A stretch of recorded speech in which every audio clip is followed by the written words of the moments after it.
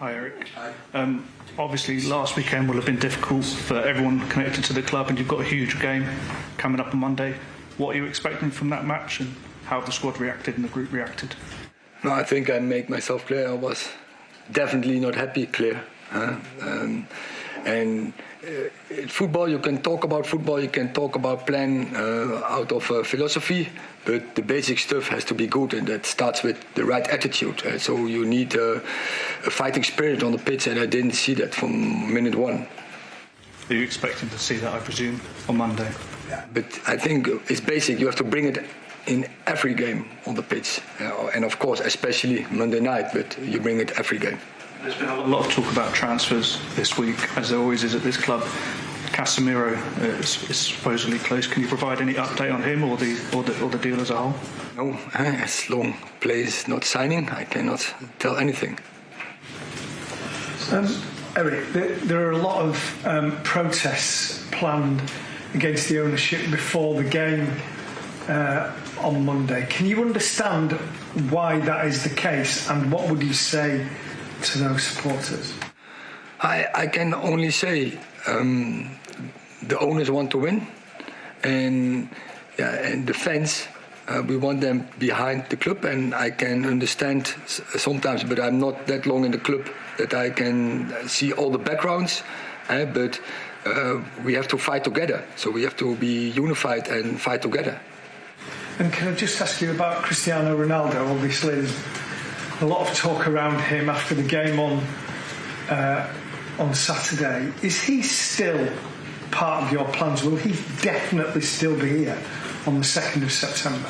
I don't know why he's in particular in focus after Saturday. It was the team performance and the whole team's attitude, including Ronaldo. Okay. Can you guarantee that he's going to be here on 2nd of September? He's in our plans, so that's what I can say. Erik, the next fixture is probably historically the biggest in English football. Do you have any memories of it or feelings around it? Have you been well educated on Manchester United versus Liverpool? Yeah, I know. The rivals, that we are the rivals, and that we have to win every game, but especially this game, yeah, I know. In terms of the results so far, you speak about the wrong attitude, having a fighting spirit. It seems like psychologically the team are quite scarred, especially from what happened last season. How do you try and change that? How do you give them confidence and surety in themselves? With yourself. Act as a team, follow the rules and principles, and work hard as you can, maximize. And if you do that, you get confidence. Both Brighton and Brentford decided to bypass the press and go long. It's unlikely that Liverpool will do that as well, but are you changing your approach in any way for this game, or are you going to stick to what you've done? Every game is what that is different. So different approach, but the philosophy and the plan will be the same. Erik, what's it been like this week for you? Yeah, it's a week as normal as a manager that you see a game, you have a plan, a way of play, and then you check how the game went, and then you clear analyze and you see what's wrong and what's good. Now obviously a lot went wrong, but what I say, you don't have to talk about anything when the attitude is not right. And how do you manage to deal with all the scrutiny, the criticism, all the analysis there is over the course of a week when you've got a gap of 7 days between a match that's gone so badly, like you say, to then build up to a game against Liverpool? First, I have a look by myself and I make a clear analysis, and I take notice of some criticism. And criticism is some are really good advices. I will take them, but also some are not that good, so I lay by side. Does it help that it's Liverpool next to get a reaction from the team? We work from game to game. and now it's Liverpool. And obviously, we know what's going on when you play against Liverpool, and especially when you're Man United. So, yeah, of course you have to be ready, but also again, you have to get a point where you fight yourself into the season, but it's from game to game. Hi, Erik. Has it been difficult to motivate the players this week, and is it something that you've spoke to them about? No, it's not difficult to motivate this team, because my experience with them is from the start of the season they work really good on the training pitch. Not the first time ever that Phil Foden's taken a picture with Kyle Walker. Just most probably the first time with that Kyle Walker. Thank you very much, Kyle. Looking forward to catching up with you later on. So it's been a perfect start to the campaign for the blue half, or the sky blue half of Manchester, and maybe the worst possible start for the red half. And guess who they face this next coming game week? Yes, Liverpool. I don't think Manchester United fans will be looking forward to this one. But looking back, Andrew, I remember talking on the show last week about how I didn't think Man United were going to go to Brentford and win.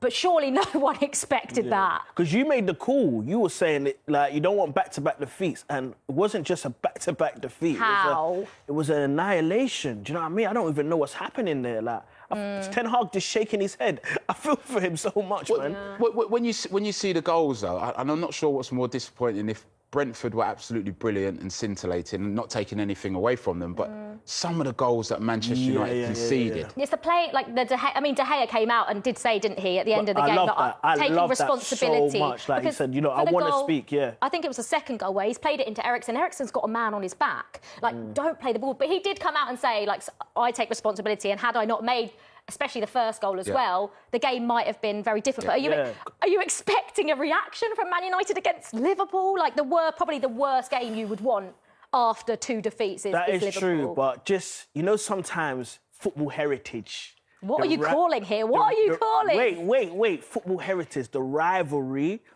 I think will give them extra motivation. And I want to make a big claim.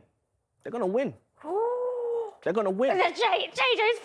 Look at his face. They're going to win. OK, that is a bold statement, by the way. You've just said Manchester United are going to beat Liverpool. They're going to win, and then they're going to go above them in the table. Night. Well, your face says you don't agree with that.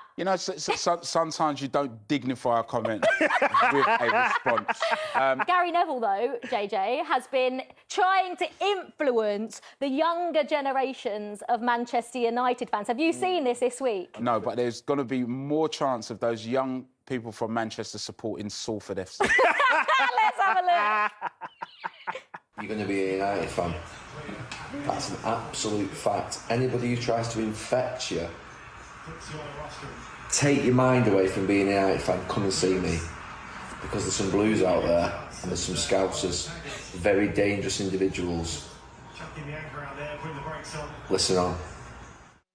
Io, anyway, we'll move on. I think, Io, just quickly, what's even funnier, sorry, JJ's not going to like this, is the game before, Gerrard, they're in a huddle, Gerrard's leading the pack, and he goes, we do not let this slip now. And then...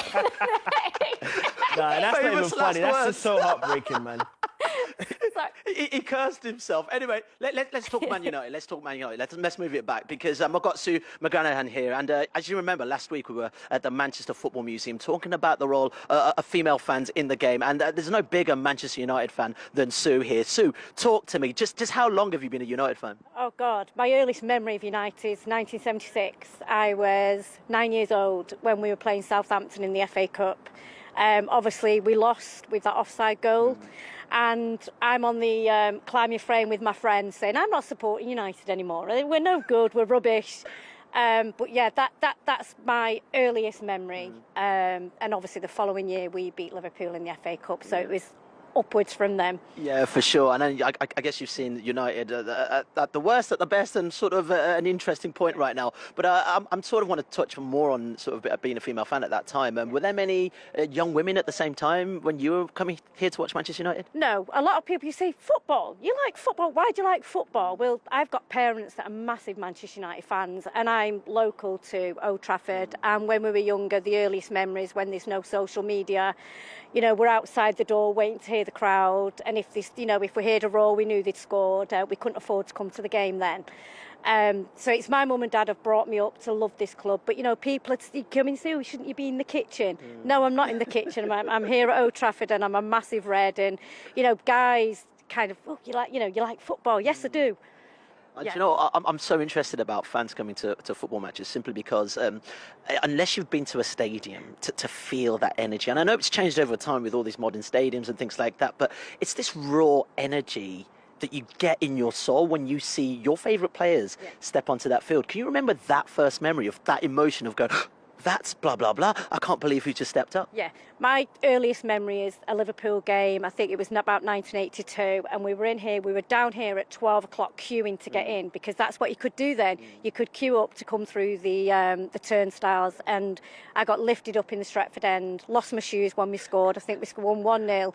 And the players then, you know, it was... my memory's gone. But yeah, it's every time I walk into that stadium, you get the same feeling, regardless of whether we're winning, we're losing. And one of the highest points has to be the 92-93 season when Steve Bruce scored that header, because we knew then that long wait for the Premier League was coming, and Kidd and Fergie on the pitch was just incredible.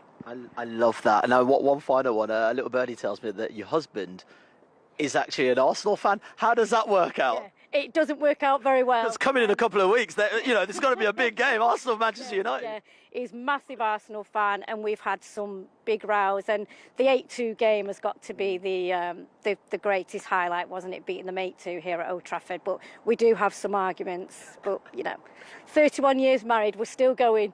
Yeah, I'll tell you what, when you talk about 8-2, let's not forget the last resort at the Emirates Stadium. I'm not saying any more. Anyway, we'll be back with Sue a little later on. Thank you, Io, for nothing. Cheers. OK, you don't want to go anywhere, because after the break, we'll be chatting to Crystal Palace star Eberechi Eze, and there's all of this to come too.